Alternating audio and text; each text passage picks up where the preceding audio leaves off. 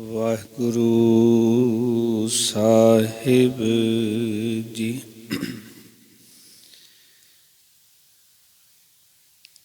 ਜੇਤਾ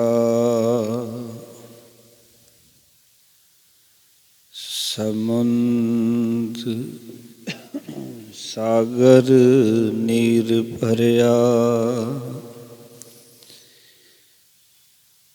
तेते ओगण हमारी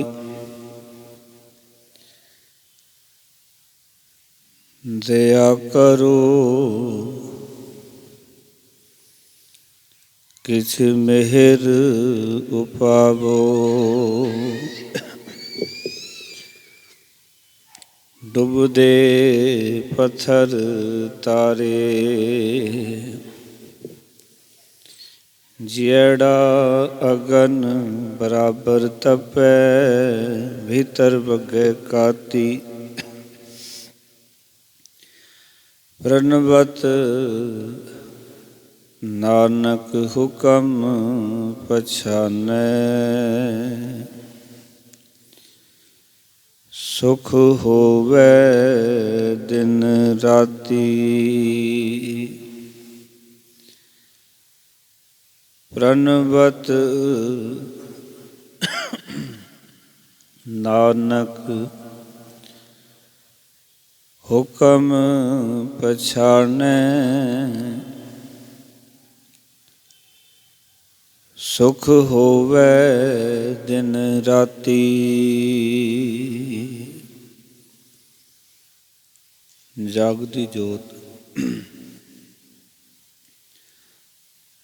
शब्द गुरु बाणी के बोहित।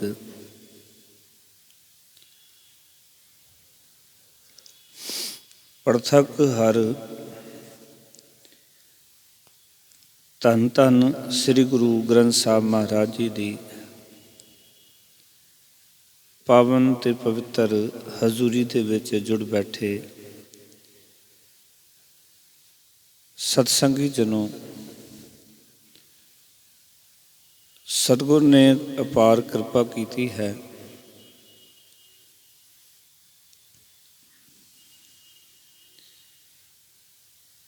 संध्या वेले वड्डे कीਆਂ वडियाइयां करन लई इकट्ठे होए हां।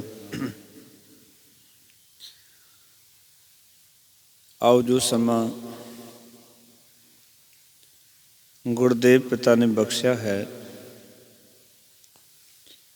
इस समय ਨੂੰ ਸਫਲਾ ਕਰੀਏ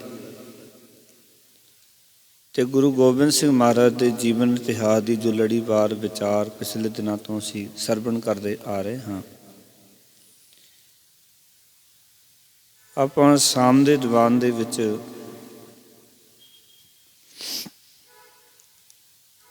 ਗੁਰੂ ਗੋਬਿੰਦ ਸਿੰਘ ਮਹਾਰਾਜ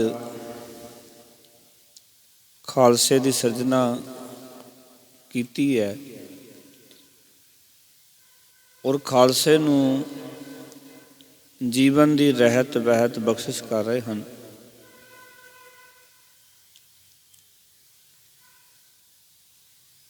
ਆਓ ਉਸ ਉਪਦੇਸ਼ ਨੂੰ ਸਮਝਣ ਦਾ ਯਤਨ ਕਰੀਏ। ਜਿਤਨੀਆਂ ਵੀ ਸੰਗਤਾਂ ਸਾਹਿਬਾਂ ਨੂੰ ਸੀਸ ਝੁਕਾ ਰਹੀਆਂ ਹਨ, ਮਨੋਬਿਰਤੀਆਂ ਇਕਾਗਰ ਕਰੋ। ਪ੍ਰੇਮ ਸਹਿਤ ਗੁਰਫਤਿਹ ਦੀ ਸਾਂਝ ਆਖੋ ਜੀ। ਵਾਹਿਗੁਰੂ ਜੀ ਕਾ ਖਾਲਸਾ, ਵਾਹਿਗੁਰੂ ਜੀ ਕੀ ਫਤਿਹ। ਆਪਾਂ ਇੱਥੇ ਤੱਕ ਵਿਚਾਰ ਕੀਤੀ ਸੀ ਗੁਰੂ ਗੋਬਿੰਦ ਸਿੰਘ ਮਹਾਰਾਜ ਨੇ ਸੀਸ ਮੰਗੇ ਨੇ ਸਿੱਖਾਂ ਪਾਸੋਂ ਤੇ ਉਹਨਾਂ ਨੂੰ ਤਿਆਰ ਪਰ ਤਿਆਰ ਸਿੰਘ ਜਿਹੜੇ ਗੁਰੂ ਸਾਹਿਬ ਜੀ ਦੇ ਅੱਗੇ ਸੀਸ ਭੇਟਾ ਕੀਤੇ,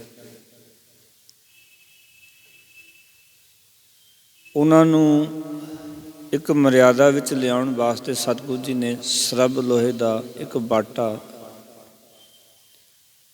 ਆਪ ਜੀ ਨੇ ਮੰਗਵਾਇਆ। ਉਸ ਵਿੱਚ ਨਿਰਮਲ ਜਲ ਪਾ ਕੇ ਵਿੱਚ ਪਤਾਸੇ ਪਾ ਦਿੱਤੇ ਤੇ ਗੁਰਦੇਵ ਵੀਰ ਆਸਨ ਦੇ ਵਿੱਚ ਬਹਿ ਗਏ। ਅਤੇ ਬਾਟੇ ਵਿੱਚ ਖੰਡਾ ਫੇਰਨਾ ਸਤਿਗੁਰੂ ਜੀ ਨੇ ਆਰੰਭ ਕਰ ਦਿੱਤਾ। ਉਹਨਾਂ ਨੇ ਨਾਲੋਂ ਨਾਲ ਜਪਜੀ ਸਾਹਿਬ, ਜਾਪ, ਸਵਈਏ, ਚੌਪਈ, ਤੇਰਨ ਸਾਹਿਬ ਦਾ ਪਾਠ ਕੀਤਾ। ਕਹਿੰਦੇ ਇਸ ਤਰ੍ਹਾਂ ਉਹ ਅੰਮ੍ਰਿਤ ਜਿਹੜਾ ਸੀ ਉਹ ਤਿਆਰ ਹੋਇਆ। ਇਹਨੂੰ ਅਸੀਂ ਖੰਡੇ ਬਾਟੇ ਦੀ ਪਾਹੁਲ ਆਖਦੇ ਹਾਂ। ਦੋ ਚੀਜ਼ਾਂ ਗੱਲ ਬਾਣੀ ਦੇ ਰਾਹੀਂ ਸਮਝ ਲੈਣਾ। ਇਹ ਗੱਲ ਤਾਂ ਇਹ ਸਮਝਣ ਵਾਲੀ ਹੈ, ਨਾਨਕ ਅੰਮ੍ਰਿਤ ਏਕ ਹੈ, ਦੂਸਰ ਅੰਮ੍ਰਿਤ ਨਾਹੀਂ। ਸਤਿਗੁਰੂ ਦੀ ਬਾਣੀ ਕਹਿੰਦੀ ਕਿ ਅੰਮ੍ਰਿਤ ਇੱਕੋ ਹੀ ਹੈ, ਉਹ ਹੈ ਨਾਮ ਅੰਮ੍ਰਿਤ, ਬਾਣੀ ਅੰਮ੍ਰਿਤ। ਤੇ ਉਸ ਬਾਣੀ ਅੰਮ੍ਰਿਤ ਨੂੰ ਪ੍ਰਗਟ ਕਰਨ ਵਾਸਤੇ ਗੁਰੂ ਸਾਹਿਬ ਜੀ ਨੇ ਸਾਨੂੰ ਖੰਡੇ ਬਾਟੇ ਦੀ ਜਿਹੜੀ ਪਾਹੁਲ ਹੈ ਉਹ ਦਿੱਤੀ ਹੈ। ਜਿਵੇਂ ਅਸੀਂ ਦੇਖਦੇ ਹਾਂ ਕਿ ਧਰਤੀ ਦੇ ਵਿੱਚ ਪਾਣੀ ਹੈ, ਪਰ ਉਸ ਨੂੰ ਪ੍ਰਗਟ ਕਰਨ ਵਾਸਤੇ ਸਾਨੂੰ ਬੋਰ ਕਰਨਾ ਪੈਂਦਾ ਹੈ, ਸਾਨੂੰ ਯਤਨ ਕਰਨੇ ਪੈਂਦੇ ਨੇ, ਮੋਟਰ ਲਾਉਣੀ ਪੈਂਦੀ ਹੈ, ਪਰ ਉੱਪਰੋਂ ਫਿਰ ਪਾਣੀ ਪਾਉਣਾ ਪੈਂਦਾ ਤਾਂ ਜਾ ਕੇ ਕਿਤੇ ਉਹ ਸਾਰਾ ਜਿਹੜਾ ਕੀਤਾ ਹੋਇਆ ਉਦਮ ਸਕਾਰਤ ਹੁੰਦਾ ਹੈ। ਉਸ ਤੋਂ ਬਿਨਾਂ ਉਹ ਸਕਾਰਤ ਨਹੀਂ ਹੁੰਦਾ। ਜੇ ਉੱਪਰੋਂ ਪਾਣੀ ਨਾ ਪਾਈਏ ਤਾਂ ਥੱਲੇ ਦਾ ਜਿਹੜਾ ਜ਼ਮੀਨ ਦਾ ਪਾਣੀ ਹੈ ਨਾ ਉੱਧਰ ਪ੍ਰਗਟ ਨਹੀਂ ਹੋ ਸਕਦਾ। ਇਸ ਕਰਕੇ ਇਹ ਗੱਲ ਤਾਂ ਸਮਝਣ ਵਾਲੀ ਕਿ ਅੰਮ੍ਰਿਤ ਸਾਡੇ ਜੀਵਨ ਵਿੱਚ ਹੈ ਔਰ ਸਾਰਿਆਂ ਦੇ ਅੰਦਰ ਹੈ। ਨੌਨਿਧ ਅੰਮ੍ਰਿਤ ਪ੍ਰਭ ਕਾ ਨਾਮ, ਦੇਹੀ ਮੈਂ ਇਸ ਕਾ ਵਿਸਰਾਮ। ਸਾਰਿਆਂ ਦੇ ਅੰਦਰ ਉਸ ਦਾ ਵਿਸਰਾਮ ਹੈ, ਟਿਕਾਣਾ ਹੈ, ਸਾਰਿਆਂ ਦੇ ਅੰਦਰ ਹੈ। ਉਹ ਅੰਮ੍ਰਿਤ ਪ੍ਰਗਟ ਕਰਨ ਦੀ ਜੋ ਕਿਰਿਆ ਹੈ ਉਹ ਸਾਹਿਬੇ ਕਮਾਲ 10ਵੇਂ ਪਾਤਸ਼ਾਹ ਜੀ ਨੇ ਸਾਨੂੰ ਬਖਸ਼ੀ। ਸੋ ਇਸ ਤਰੀਕੇ ਦੇ ਨਾਲ ਖੰਡੇ ਬਾਟੇ ਦੀ ਪਾਹੁਲ ਤਿਆਰ ਕਰਕੇ ਸਤਿਗੁਰੂ ਜੀ ਨੇ ਸਿੰਘਾਂ ਨੂੰ ਉਸ ਪਾਹੁਲ ਨੂੰ ਛਕਾਇਆ। ਉਹਨਾਂ ਦੇ ਨਾਮਾਂ ਦੇ ਨਾਲ ਸਿੰਘ ਸ਼ਬਦ ਲਾ ਦਿੱਤਾ, ਜਿਹਦਾ ਅਰਥ ਸੀ ਬੱਬਰ ਸ਼ੇਰ। ਖਿਆਲ ਕਰਨਾ, ਨਾਮ ਦੇ ਵਿੱਚ ਵੀ ਇੱਕ ਬੜੀ ਤਾਕਤ ਹੁੰਦੀ ਹੈ। ਜੇ ਨਾਮ ਕਿਤੇ ਤਕੜੇ ਲਫ਼ਜ਼ ਹੋਣ ਤਾਂ ਮਨੁੱਖ ਦੇ ਅੰਦਰ ਆਪਣਾ ਨਾਮ ਸੁਣ ਕੇ ਅੰਦਰ ਤਾਕਤ ਦਾ ਜਨਮ ਹੁੰਦਾ ਹੈ। ਇਸ ਕਰਕੇ ਹਮੇਸ਼ਾ ਯਾਦ ਰੱਖਣਾ, ਜਦੋਂ ਵੀ ਬੱਚਿਆਂ ਦੇ ਨਾਮ ਰੱਖਣੇ ਨੇ ਉਹ ਇਸ ਤਰ੍ਹਾਂ ਦੇ ਰੱਖਣੇ ਨੇ ਜਿਨ੍ਹਾਂ ਨੂੰ ਨਾਮਾਂ ਨੂੰ ਲਿਆ ਬੱਚਿਆਂ ਦੇ ਅੰਦਰ ਹੌਸਲੇ ਆਉਣ, ਉਹਨਾਂ ਦੇ ਵਿੱਚ ਹਿੰਮਤ ਦਾ ਜਨਮ ਹੋਵੇ, ਤਾਕਤ ਦਾ ਜਨਮ ਹੋਵੇ, ਬੱਬਰ ਸ਼ੇਰ ਵਰਗੀ ਬਿਰਤੀ ਉਹਨਾਂ ਦੇ ਅੰਦਰ ਜਾਗੇ। ਜਦੋਂ ਅਸੀਂ ਨਾਮ ਹੀ ਚਿੰਕੂ ਮਿੰਕੂ ਇੱਦਾਂ ਦੇ ਰੱਖਦੇ ਹਾਂ ਤਾਂ ਉਹਦੇ ਵਿੱਚੋਂ ਕੋਈ ਹੌਸਲੇ ਵਾਲੀ ਗੱਲ ਨਹੀਂ ਹੁੰਦੀ, ਜਾਂ ਉੱਥੋਂ ਕੋਈ ਬੰਦੇ ਨੂੰ ਜਿਹੜੀ ਪ੍ਰੇਰਨਾ ਮਿਲਣੀ ਚਾਹੀਦੀ ਹੈ ਉਹ ਪ੍ਰੇਰਨਾ ਜਿਹੜੀ ਹੈ ਉਹ ਨਹੀਂ ਪ੍ਰਾਪਤ ਹੁੰਦੀ। ਸੋ ਗੁਰੂ ਸਾਹਿਬ ਜੀ ਨੇ ਉਹਨਾਂ ਨੂੰ ਬੱਬਰ ਸ਼ੇਰ ਬਣਾਇਆ। 5 ਸਿੱਖਾਂ ਨੂੰ ਸਿੰਘ ਵਿੱਚ ਬਦਲ ਕੇ ਉਹਨਾਂ ਨੂੰ 5 ਪਿਆਰਿਆਂ ਦਾ ਸਤਿਗੁਰੂ ਨੇ ਖਿਤਾਬ ਬਖਸ਼ਿਸ਼ ਕੀਤਾ। ਤੇ ਸਤਿਗੁਰੂ ਨੇ ਉੱਥੇ ਫਿਰ ਉਪਦੇਸ਼ ਦਿੱਤਾ ਕਿ ਅੱਜ ਤੋਂ ਤੁਹਾਡਾ ਪਹਿਲਾ ਨਾਮ, ਜਨਮ, ਜਾਤ, ਧਰਮ ਸਭ ਖਤਮ ਹੋ ਗਏ, ਤੁਸੀਂ ਗੁਰੂ ਵਾਲੇ ਹੋ ਗਏ ਹੋ। ਅੱਜ ਤੋਂ ਤੁਹਾਡਾ ਜਨਮ ਕੇਸਗੜ੍ਹ ਸਾਹਿਬ ਦਾ, ਵਾਸੀ ਸੁਖੀ ਅਨੰਦਪੁਰ ਸਾਹਿਬ ਦੇ, ਪਿਤਾ ਤੁਹਾਡਾ ਗੁਰੂ ਗੋਬਿੰਦ ਸਿੰਘ, ਮਾਤਾ ਸਾਹਿਬ ਕੌਰ। ਇਸ ਤਰੀਕੇ ਦੇ ਨਾਲ ਗੁਰੂ ਸਾਹਿਬ ਜੀ ਨੇ ਉਹਨਾਂ ਸਿੰਘਾਂ ਨੂੰ ਆਖਿਆ ਕਿ ਹੁਣ ਤੁਹਾਡੇ ਨਾਮ ਦੇ ਨਾਲ ਇਹ ਜੁੜ ਗਿਆ ਔਰ ਤੁਹਾਡੀ ਇਹ ਨਿਸ਼ਾਨੀ ਹੈ। ਤੁਸੀਂ ਨਿਵਾਸ ਜਿਹੜਾ ਹੈ ਉਹ ਅਨੰਦਪੁਰ ਸਾਹਿਬ ਦੇ ਵਿੱਚ ਕਰਦੇ ਹੋ ਤੇ ਜਨਮ ਤੁਹਾਡਾ ਕੇਸਗੜ੍ਹ ਸਾਹਿਬ ਦੀ ਧਰਤੀ ਤੇ ਹੋਇਆ। ਗੁਰੂ ਸਾਹਿਬ ਜੀ ਨੇ ਇਸ ਤਰ੍ਹਾਂ ਕਰਕੇ 5 ਕਕਾਰ, ਕੇਸ, ਕੰਗਾ, ਕੜਾ, ਕਛਹਿਰਾ, ਕਿਰਪਾਨ ਦੇ ਧਾਰਨੀ ਹੋਵੋਗੇ, ਇਹ ਹੁਕਮ ਦਿੱਤਾ ਸਤਿਗੁਰੂ ਨੇ। 2 ਚੀਜ਼ਾਂ ਸਮਝ ਲੈਣਾ, ਬੇਨਤੀ ਜਿਹੜੀ ਹੈ ਇੱਕ ਬੇਨਤੀ ਹੁੰਦੀ, ਇੱਕ ਹੁੰਦਾ ਹੁਕਮ।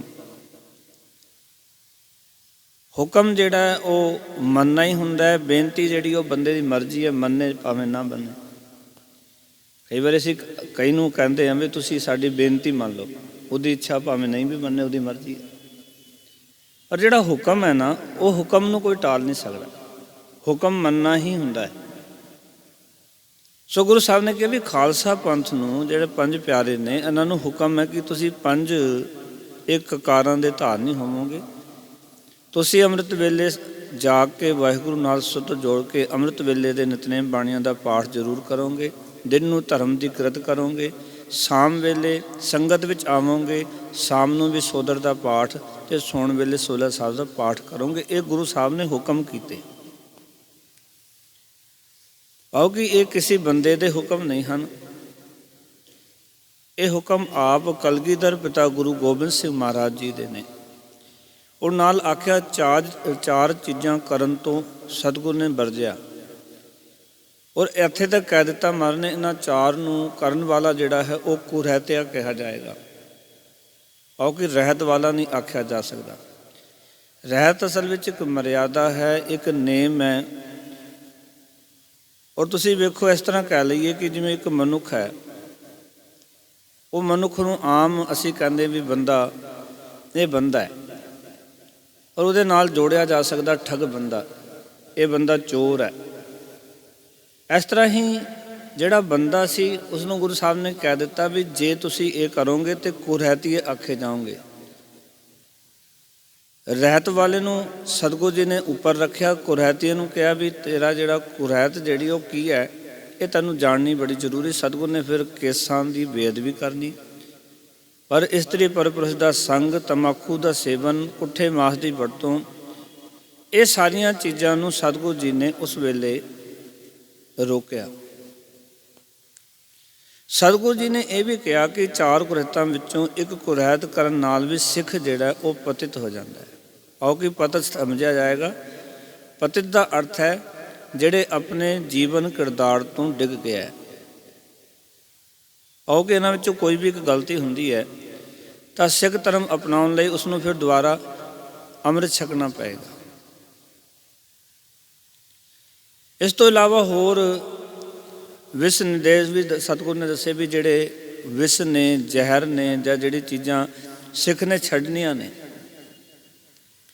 ਪਰ ਜਦੋਂ ਅਸੀਂ ਉਹਨਾਂ ਦਾ ਜ਼ਿਕਰ ਕਰਾਂਗੇ ਤੇ ਉਹ ਬਾਣੀ ਵਿੱਚ ਵੀ ਕਈ ਵਾਰੀ ਉਹਨਾਂ ਚੀਜ਼ਾਂ ਦੇ ਜ਼ਿਕਰ ਆ ਚੁੱਕੇ ਨੇ। ਜਿਵੇਂ ਮਹਾਰਾਜ ਕਹਿੰਦੇ ਕਾਮ, ਕ੍ਰੋਧ, ਕਾਇਆ ਕੋ ਗੱਲ ਦੀ ਗੱਲ ਕਰਦੇ ਆ, ਕਾਮ ਵਾਸਨਾ ਦੀ ਗੱਲ ਕਰਦੇ, ਉੱਥੇ ਸਤਿਗੁਰੂ ਜੀ ਸਮਝਾਉਂਦੇ ਨੇ। ਫਿਰ ਜਿਹੜੀ ਸ਼ਰਾਬ ਦੀ ਗੱਲ ਹੈ ਉਹ ਬਾਣੀ ਵਿੱਚ ਆ ਚੁੱਕੀ ਹੈ ਕਿ ਜਿਤ ਪੀਤੈ ਮਤ ਦੂਰ ਹੋਏ, ਵਰਲ ਪਵੈ ਵਿੱਚ ਆਏ, ਆਪਣਾ ਪਰਾਇਆ ਨਾ ਪਛਾਣੇ, ਖਸਮੋਂ ਧੱਕੇ ਖਾਏ। ਉਸ ਨੂੰ ਵੀ ਗੁਰੂ ਸਾਹਿਬ ਜੀ ਨੇ ਕਿ ਵੀ ਇਸ ਤੋਂ ਵੀ ਬਚ ਕੇ ਰਹਿਣਾ।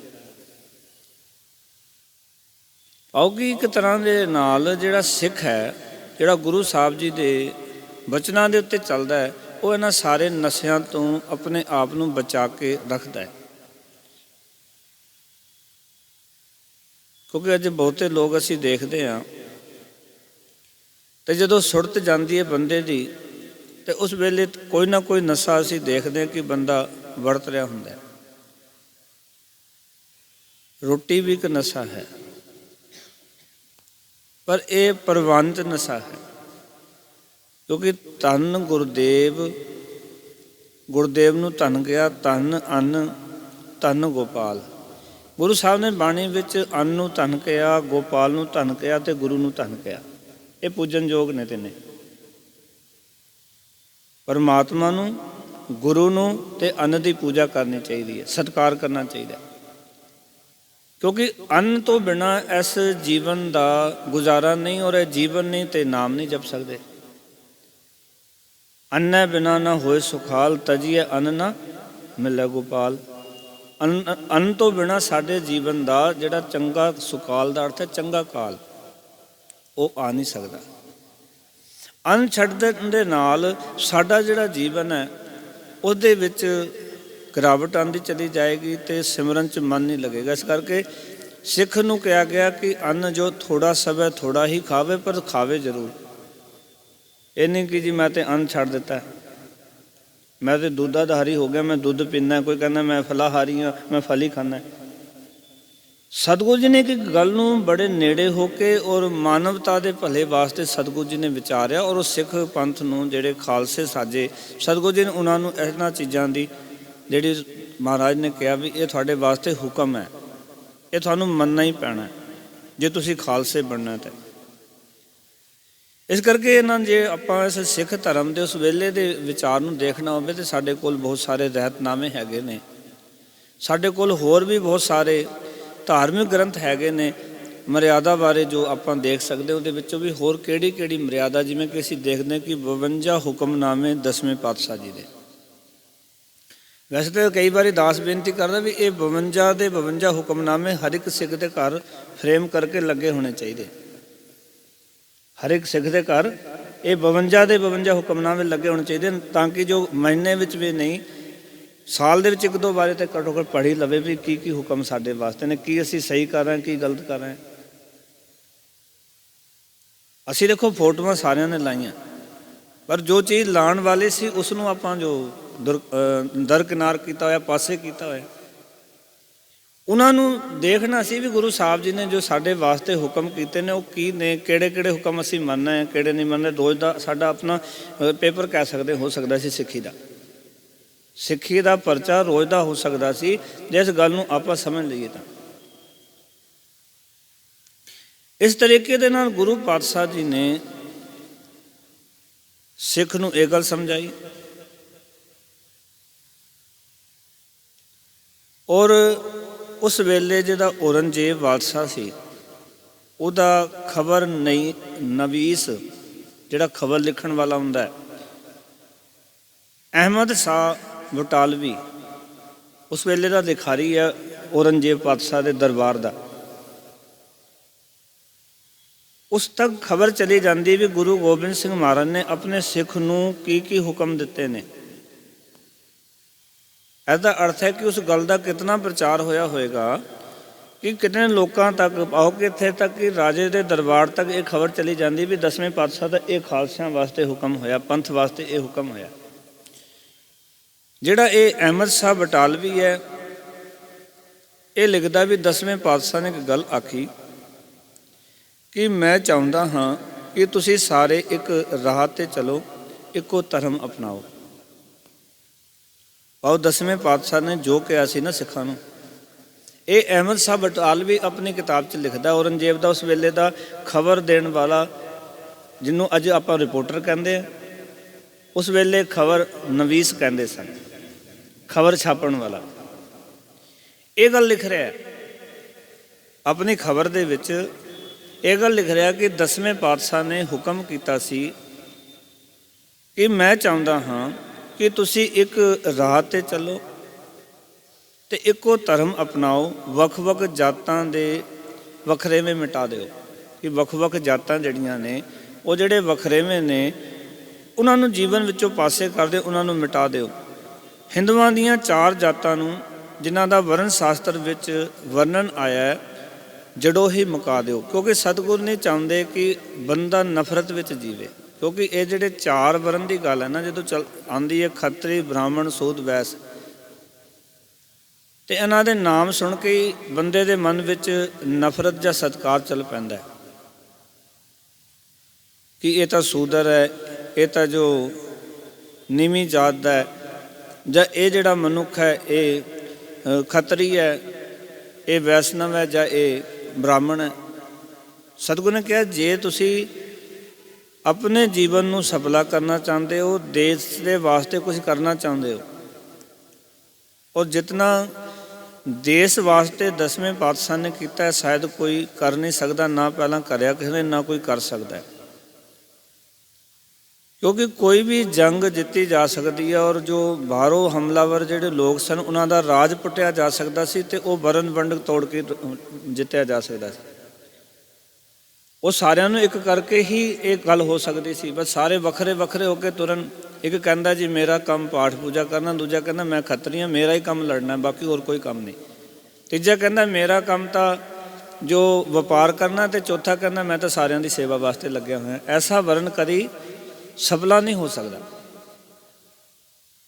ਇਸ ਕਰਕੇ 10ਵੇਂ ਪਾਤਸ਼ਾਹ ਜੀ ਨੇ ਉਸ ਵੇਲੇ ਹੁਕਮ ਕੀਤਾ ਸੀ ਕਿ ਜਿਹੜੇ 4 ਵਰਨ ਦੀ ਗੱਲਾਂ ਨੇ ਨਾ ਉਹ ਆਪਣੇ ਦਿਲ ਦਿਮਾਗ ਤੋਂ ਮੁਕਾ ਦਿਓ, ਜੜੋਂ ਮੁਕਾ ਦਿਓ। ਇੱਕ ਦੂਜੇ ਨਾਲ ਖੁੱਲ੍ਹ ਕੇ ਮਿਲੋ, ਕਦੇ ਵੀ ਇੱਕ ਦੂਜੇ ਨਾਲ ਆਪਣੇ ਆਪ ਨੂੰ ਉੱਚਾ ਨਾ ਸਮਝੋ, ਆਪਣੇ ਆਪ ਨੂੰ ਵੱਡਾ ਨਾ ਸਮਝੋ। ਪ੍ਰੋਬਲਮ ਕਿੱਥੇ ਆਉਂਦੀ ਹੈ?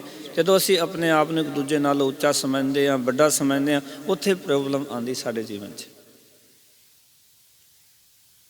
ਜੇ ਅਸੀਂ ਆਪਣੇ ਜੀਵਨ ਨੂੰ ਨਿਮਰਤਾ ਭਾਵ ਦੇ ਵਿੱਚ, ਸਹਿਜ ਵਿੱਚ ਰੱਖੀਏ ਔਰ ਗੱਲ ਨੂੰ ਸਮਝਣ ਦਾ ਯਤਨ ਕਰੀਏ, ਉਸ ਵੇਲੇ ਫਿਰ ਗੱਲ ਪਕੜ ਵਿੱਚ ਆਉਂਦੀ ਹੈ, ਸਮਝ ਵਿੱਚ ਆਉਂਦੀ ਹੈ। ਫਿਰ ਮਰਨ ਕੇ ਆਖਿਆ ਤੀਰਥ ਯਾਤਰਾ ਕਰਨ ਦਾ ਕੋਈ ਲਾਭ ਨਹੀਂ ਹੈ।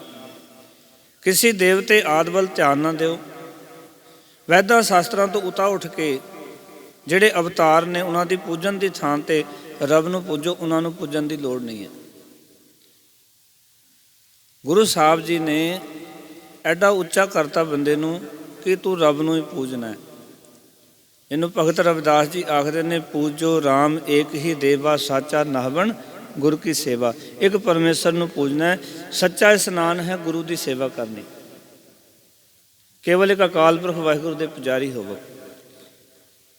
ਔਰ ਇੱਥੇ ਤੱਕ ਬਾਣੀ ਨੇ ਕਿਹਾ ਕਿ ਜੈਸਾ ਸੇਵਾ ਤੈਸੋ ਹੋਏ, ਜਿਸ ਤਰ੍ਹਾਂ ਦਾ ਸੇਵਾਂਗੇ ਨਾ ਉਸ ਤਰ੍ਹਾਂ ਦੇ ਹੋ ਜਾਵਾਂਗੇ। ਔਰ ਜੇ ਅਸੀਂ ਪੁਰਾਤਨ ਅਵਤਾਰੀ ਪੁਰਖਾਂ ਦੀ ਗੱਲ ਕਰਦੇ ਹਾਂ ਤੇ ਕੋਈ ਆਪਣੀ ਪਤਨੀ ਤੇ ਸ਼ੱਕ ਕਰ ਲੈਂਦਾ ਹੈ, ਕਿਸੇ ਦਾ ਕੋਈ ਹੋਰ ਝਮੇਲਾ, ਕਿਸੇ ਦਾ ਕੋਈ ਹੋਰ ਝਮੇਲਾ, ਉਹਨਾਂ ਦੇ ਆਪਣੇ ਝਮੇਲੇ ਸਪਸ਼ਟ ਨਹੀਂ ਹਨ।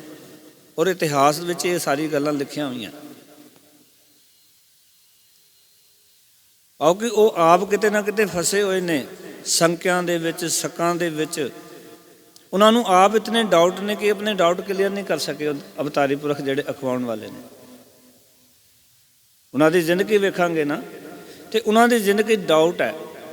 ਔਰ ਇਹ ਜਿਹੜਾ ਕੋਈ ਸੱਚਾ ਬੰਦਾ ਹੋਏਗਾ ਉਹ ਗੱਲ ਪ੍ਰਮਾਣ ਕਰੇਗਾ, ਭਾਵੇਂ ਉਹ ਹਿੰਦੂ ਹੋਵੇ, ਭਾਵੇਂ ਜੈਨੀ ਬੋਧੀ ਹੋਵੇ, ਪਰ ਉਹ ਇਸ ਗੱਲ ਨੂੰ ਕਬੂਲ ਕਰੇਗਾ ਕਿ ਵਾਕਈ ਉਹਨਾਂ ਦੀ ਜ਼ਿੰਦਗੀ 'ਚ ਕੋਈ ਨਾ ਕੋਈ ਡਾਊਟ ਸੀ। ਜਿਹੜਾ ਸੱਚਾ ਬੰਦਾ ਹੋਏਗਾ ਨਾ, ਜਿਹੜਾ ਸੱਚ ਨੂੰ ਪਿਆਰ ਕਰਦਾ ਹੈ, ਵਾਹਿਗੁਰੂ ਜੀ ਨੂੰ ਪਿਆਰ ਕਰਦਾ ਹੈ, ਉਹ ਇਸ ਗੱਲ ਨੂੰ ਕਬੂਲ ਕਰਦਾ ਕਿ ਹਾਂ ਇਹ ਗੱਲ ਸੱਚੀ ਹੈ, ਕਿ ਹਾਂ ਉਹਨਾਂ ਵਿੱਚ ਇੱਕ ਜਿਹੜੀ ਇਹ ਕਮੀ ਰਹੀ ਜਾਂ ਇਹ ਘਾਟ ਸੀ।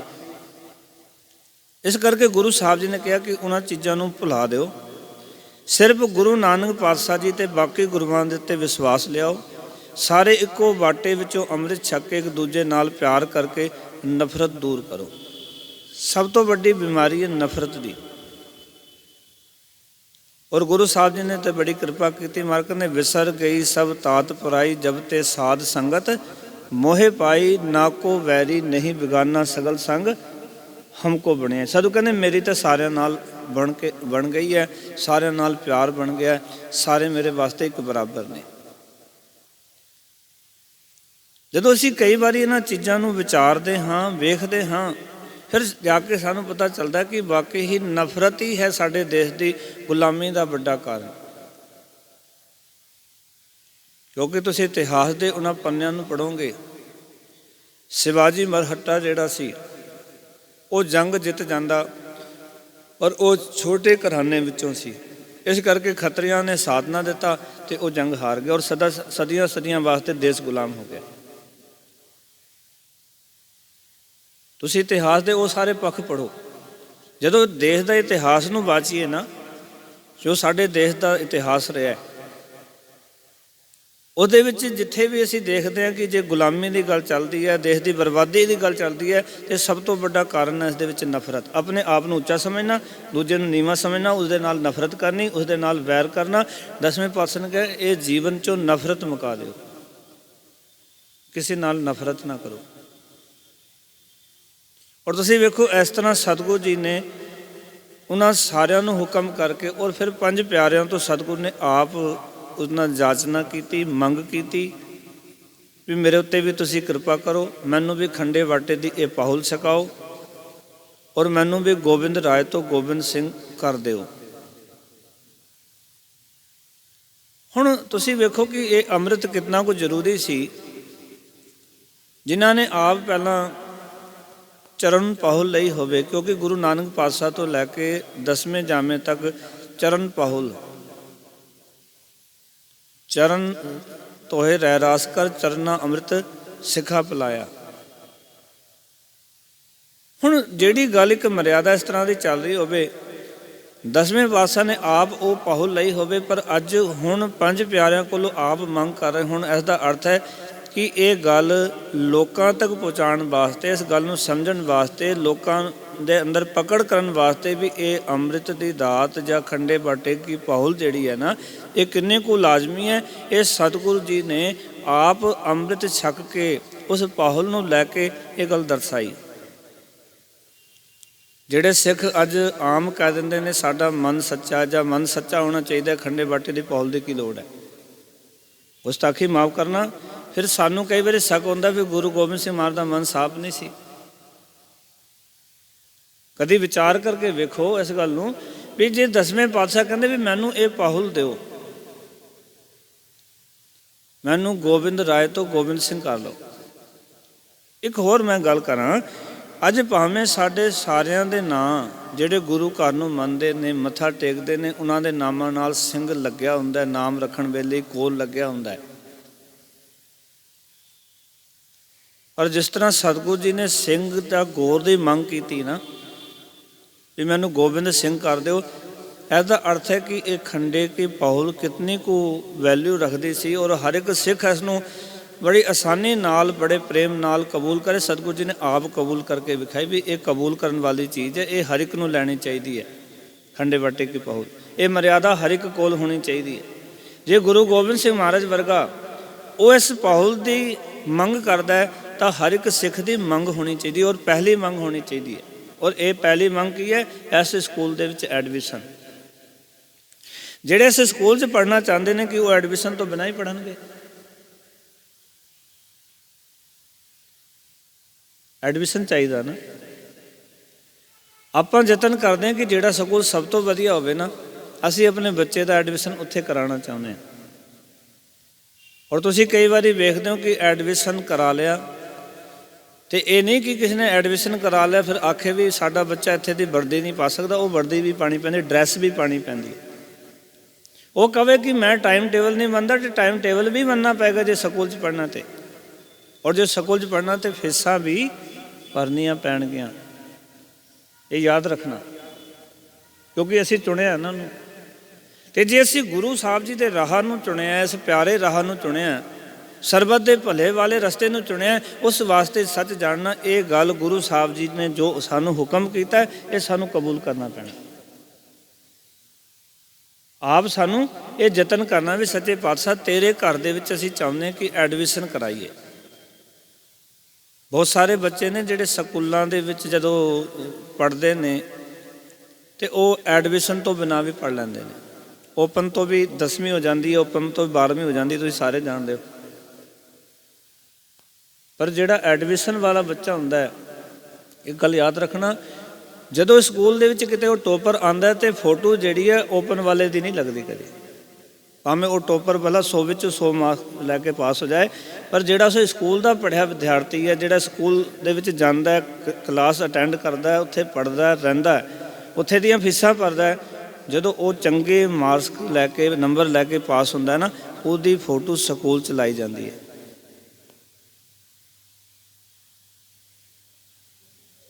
ਇਸ ਕਰਕੇ ਪਿਆਰ ਵਾਲਿਓ ਸੱਚ ਜਾਣਨਾ, ਗੁਰੂ ਸਾਹਿਬ ਨੇ ਕਿਹਾ ਵੀ ਇਸ ਦੇ ਵਿੱਚ ਐਡਮਿਸ਼ਨ ਲੈ ਕੇ ਨਾ ਔਰ ਇਸ ਸਕੂਲ ਦੀ ਪੜ੍ਹਾਈ ਕਰੋ। ਔਰ ਇਸ ਸਕੂਲ ਦੇ ਵਿੱਚ ਐਡਮਿਸ਼ਨ ਲੈਣਾ ਇਤਨਾ ਕੁ ਜ਼ਰੂਰੀ ਹੈ ਜਿਤਨਾ ਜ਼ਰੂਰੀ ਗੁਰੂ ਗੋਬਿੰਦ ਸਿੰਘ ਮਹਾਰਾਜ ਜੀ ਨੂੰ, ਜਿਤਨਾ ਜ਼ਰੂਰੀ ਗੁਰੂ ਗੋਬਿੰਦ ਸਿੰਘ ਪਿਤਾ ਮਹਾਰਾਜ ਨੂੰ ਹੈ, ਇਤਨਾ ਕੁ ਜ਼ਰੂਰੀ ਹੈ ਐਡਮਿਸ਼ਨ ਲੈਣਾ। ਇਸ ਕਰਕੇ ਪਿਆਰ ਵਾਲਿਓ ਸਤਿਗੁਰੂ ਜੀ ਨੇ ਉਸ ਦਿਨ ਅੰਮ੍ਰਿਤ ਪਾਨ ਆਪ ਕੀਤਾ ਔਰ ਆਪ ਵੀ ਗੋਬਿੰਦ ਰਾਏ ਤੋਂ ਗੋਬਿੰਦ ਸਿੰਘ ਬਣ ਗਏ। ਔਰ ਸੱਚ ਜਾਣਨਾ, ਗੁਰੂ ਸਾਹਿਬ ਜੀ ਨੇ ਆਖਿਆ ਕਿ ਇੱਕ ਇੱਕ ਬੂੰਦ ਜਿਹੜੀ ਹੈ ਹੁਣ ਸਮੁੰਦਰ ਹੋ ਗਈ ਹੈ, ਸਮੁੰਦਰ ਦਾ ਰੂਪ। ਪਾਓ ਕਿ ਪਾਣੀ ਇੱਕ ਮਹਾਨ ਸ਼ਕਤੀ ਦਾ ਰੂਪ ਧਾਰ ਲੈਂਦਾ ਜਦੋਂ ਕਈ ਬੂੰਦਾਂ ਇਕੱਠੀਆਂ ਹੋ ਜਾਣ।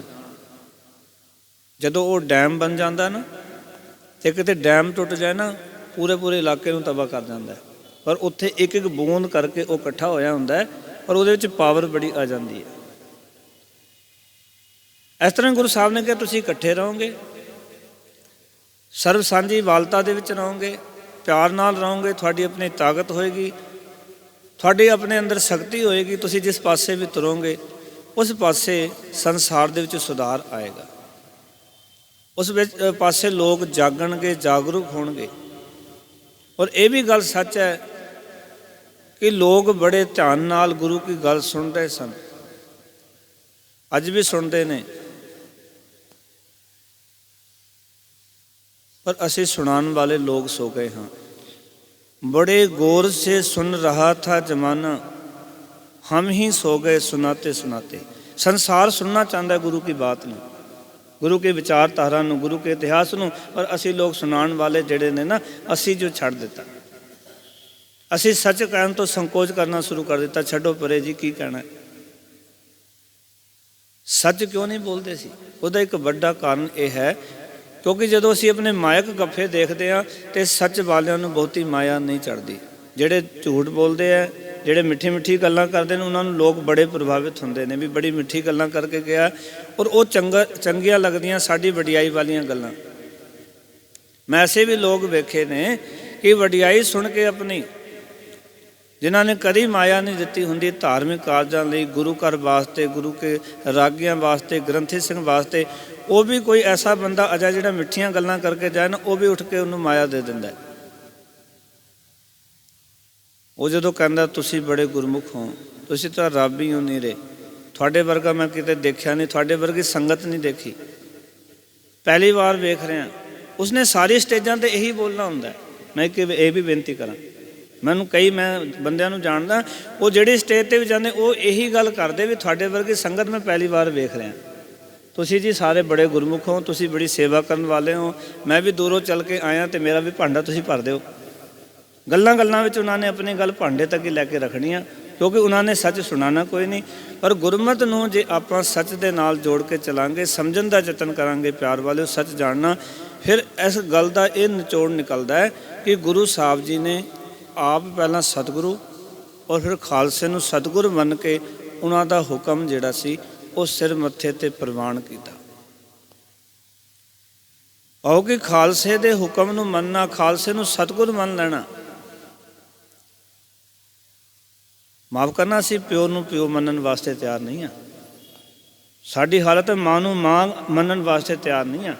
ਅਸੀਂ ਦੂਜਿਆਂ ਦੀਆਂ ਮਾਵਾਂ ਦੇ ਪੈਰਾਂ 'ਤੇ ਹੱਥ ਲਾ ਦਿੰਦੇ ਹਾਂ, ਪਰ ਆਪਣੀ ਮਾਂ ਨੂੰ ਉਸ ਮਾਂ ਕਹਿਣ ਵਾਸਤੇ ਤਿਆਰ ਨਹੀਂ, ਉਹ ਸਤਿਕਾਰ ਕਰਨ ਵਾਸਤੇ ਤਿਆਰ ਨਹੀਂ।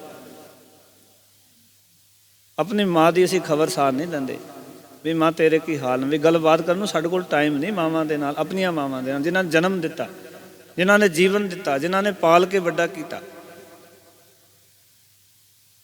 ਪਰ ਦੇਖੋ ਦਸਵੇਂ ਪਾਤਸ਼ਾਹ ਜੀ ਦਾ ਜਿਗਰਾ ਵੇਖੋ, ਜਿਸ ਨੂੰ ਜਨਮ ਦਿੱਤਾ, ਜਿਹਨੂੰ ਪਾਲਿਆ, ਜਿਸ ਖਾਲਸੇ ਨੂੰ ਪ੍ਰਗਟ ਕੀਤਾ, ਉਸ ਖਾਲਸੇ ਦੇ ਪੈਰੀ ਹੱਥ ਲਾਇਆ ਸਤਿਗੁਰੂ ਨੇ, ਉਸ ਖਾਲਸੇ ਦੇ ਅੱਗੇ ਸੀਸ ਝੁਕਾਇਆ ਸਤਿਗੁਰੂ ਨੇ, ਔਰ ਉਸ ਖਾਲਸੇ ਕੋਲੋਂ ਉਹ ਅੰਮ੍ਰਿਤ ਪਾਨ ਕੀਤਾ ਸਤਿਗੁਰਾਂ ਨੇ। ਸੋ ਇਹ ਸਿੱਖਣਾ ਬਣਦਾ ਹੈ ਕਿ ਜੀਵਨ 'ਚ ਕਿੰਨੀ ਕੁ ਨਿਮਰਤਾ ਚਾਹੀਦੀ ਸਾਡੇ। ਇਹ ਗੁਰੂ ਗੋਬਿੰਦ ਸਿੰਘ ਮਹਾਰਾਜ ਦੇ ਜੀਵਨ 'ਚੋਂ ਸਾਨੂੰ ਪ੍ਰਾਪਤ ਹੁੰਦੀ ਹੈ ਕਿ ਇੱਕ ਪਾਸੇ ਉਹ ਖਾਲਸੇ ਪੰਥ ਦੇ ਆਗੂ ਨੇ, ਗੁਰੂ ਨੇ, ਦਸਵੇਂ ਗੁਰੂ ਨਾਨਕ ਦੇ ਜਾਮੇ 'ਤੇ ਬੈਠੇ ਹੋਏ ਨੇ, ਔਰ ਜੋ ਇੱਕ ਪਾਸੇ ਉਹ ਆਪੇ ਗੁਰੂ ਚੇਲਾ ਜੋ ਅਸੀਂ ਕਹਿੰਦੇ ਹਾਂ, ਇਸ ਕਰਕੇ ਕਹਿੰਦੇ ਹਾਂ ਕਿ ਉਹ ਗੁਰੂ ਵੀ ਨੇ ਅਤੇ ਆਪ ਉਹਨਾਂ ਨੇ ਨਾਲ ਨਾਲ ਚੇਲਾ ਬਣ ਕੇ ਵੀ ਵਿਖਾਇਆ। ਕੁਛ ਮਿੰਟ ਪਹਿਲਾਂ ਗੁਰੂ ਨੇ, ਕੁਛ ਮਿੰਟ ਬਾਅਦ ਉਹ ਸਿੱਖ ਨੇ। ਅਤੇ ਇੱਕ ਬਾਣੀ ਦਾ ਫਰਮਾਨ ਹੈ, ਗੁਰੂ ਸਿੱਖ, ਸਿੱਖ ਗੁਰੂ ਹੈ, ਨਾਨਕ ਭੇਦ ਨਾ ਪਾਈ। ਗੁਰੂ ਸਿੱਖ ਹੈ, ਸਿੱਖ ਗੁਰੂ ਹੈ, ਇਹਦੇ ਵਿੱਚ ਕੋਈ ਫਰਕ ਨਹੀਂ।